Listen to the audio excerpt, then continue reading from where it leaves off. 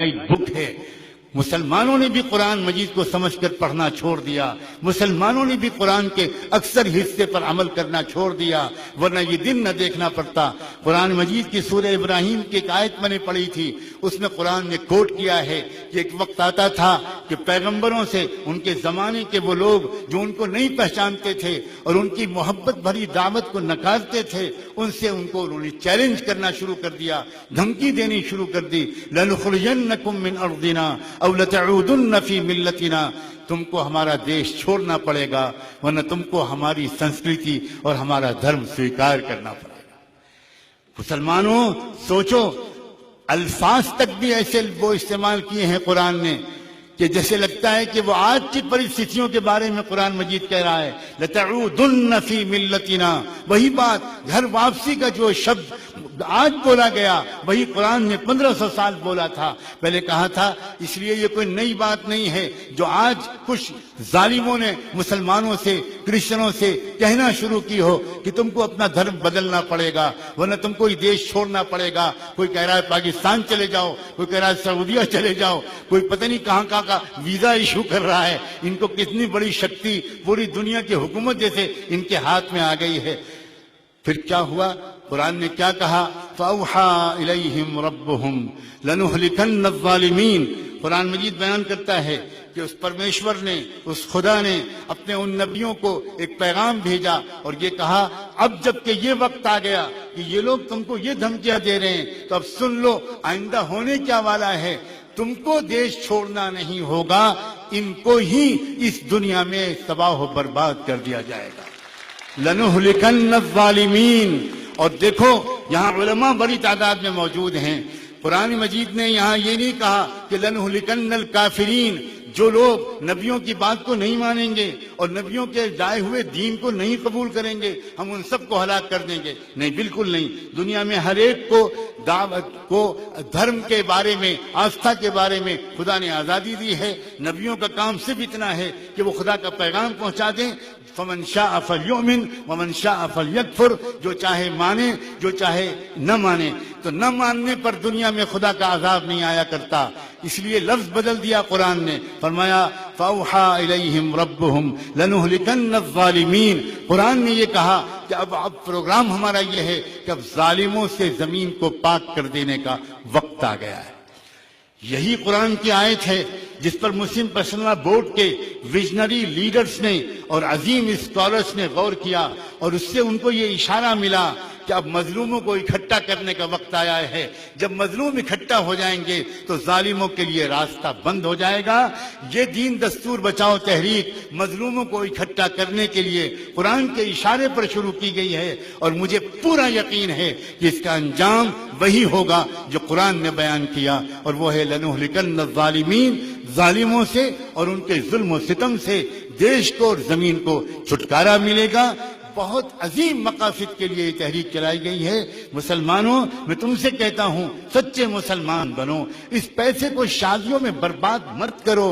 गरीब घरों की बेटियों को इस पर मजबूर न करो कि वो खुदकुशी कर लें या भाग जाएं। गरीब बेटी के माँ बाप को से जहेज के मुतालबा मत करो। हराम है शरीयत इस्लामी में जहेज, हराम है, हराम। और ए नौजवानों, मैं तुमसे ये कहता हूं कि अपने माँ बाप से कह देना कि आप हरगिज जिस घर में मेरा रिश्ता भेजें, खुदा के लिए साफ कह दीजिएगा कि हमें लड़की चाहिए, लड़की के साथ कुछ नहीं चाहिए। मैं इतना गरीब और फकीर नहीं हूं कि मेरे घर में तो बर्तन नहीं है, तुम्हारे यहाँ से डिनर सेट आएगा तो मैं प्लेट में खाना खा पाऊंगा। हमारे घर में तो केले के छिलके में खाना खाया जाता है। और मैं इतना गरीब और यतीम हूं और खानदानी गरीब हूं कि अगर तुम्हारे यहाँ से पंखा ना आया और एसी और कूलर ना आया तो भाई हमारे घर में तो पुराना हाथ वाला पंखा है, हम तो भिखारी हैं। नौजवानों, तुमने अपने आप को कितना जलील किया है। तुम क्यों ये नहीं कहते कि मेरे दस्तो बाजू हैं, मैं कमाऊंगा और कमा कर अपने घर में अपनी शरीक हयात, अपनी लाइफ पार्टनर को आराम पहुंचाऊंगा। मुझे तुमसे कुछ नहीं चाहिए। तुम सिर्फ इतना एहसान कर रहे हो कि नाजों पाली बेटी को हमारे हवाले कर रहे हो। यही एहसान बहुत है। मुसलमानों, पूरे दीन पर आओ, कुरान को समझो, उलमा के करीब आओ और مسلم پرسنل لا بورڈ کو اپنا ایک ایسا قائد تسلیم کرو جو کھلے دل کے لوگ ہیں، یہ چھوٹی بدھی کے لوگ نہیں ہیں، یہ آپس میں لڑانے والے لوگ نہیں ہیں۔ اگر مسلم پرسنل لا بورڈ کا دل بڑا نہ ہوتا، مسلم پرسنل لا بورڈ کی وچار بہت کھلی نہ ہوتی، تو یہ سارے لوگ اس منچ پر نہ بیٹھے ہوتے اور اس طرح یہ نہ کہہ رہے ہوتے کہ 100 جلسے ہم کہیں۔ آپ نے سنا بامن میشرام نے صاف صاف آپ کے سامنے اعلان کیا، اور یہ بات آپ کے سامنے انہوں نے نہیں کہی، یہ لکھت روپ میں آفیشلی وہ دے چکے ہیں بورڈ کے جنرل سیکریٹری کو یہ آفر کہ پورے دیش میں ہم مسلم پرسنل لا بورڈ کے جلسے کرنا چاہتے ہیں اس تحریک کے۔ یہ بہت بڑی بات ہے، یہ بہت بڑی بات ہے، اور مجھے لگتا ہے کہ وہ دن دور نہیں جبکہ بھارت کے اندر یہ جو بکھرے ہوئے لوگ تھے یہ اکٹھا ہوں گے اور یہ پوری مالا سجے گی، اور جب یہ پوری مالا سجے گی تو وہ جو مالا ہوتی ہے جب وہ بکھر جاتی ہے تو اس کے موتی گر جاتے ہیں، جب مالا کے دونوں سرے ملا دیے جاتے ہیں تو وہ مالا سج جاتی ہے۔ مجھے لگتا ہے کہ جو مالا تھی بکھر گئی تھی، پہلا انسان اس زمین پر آدم علیہ السلام جو اترے تھے، بھارت پہ اترے تھے، یہ جو پہلی مالا ملی تھی، پہلا سرا تھا اور انتم سرا قرآن، یہ جب ملے گا اور اس کے ساتھ یہ سارے لوگ ملیں گے تو اس وقت بھارت ایک ایسا تیرتھستان بنے گا کہ پوری دنیا کے لوگ امن و شانتی کی تلاش میں پد یاترا کر کے یہاں پر آئیں گے۔ میں بہت دور تک کے نتیجے دیکھ رہا ہوں اس آل انڈیا مسلم پرسنل لا بورڈ کی تحریک کے۔ میں اس سے زیادہ وقت نہیں لینا چاہتا، میں بہت شکر گزار ہوں کولہاپور کے میرے بہادر ساتھیوں۔ میں 2 جملے تم سے کہنا چاہتا ہوں۔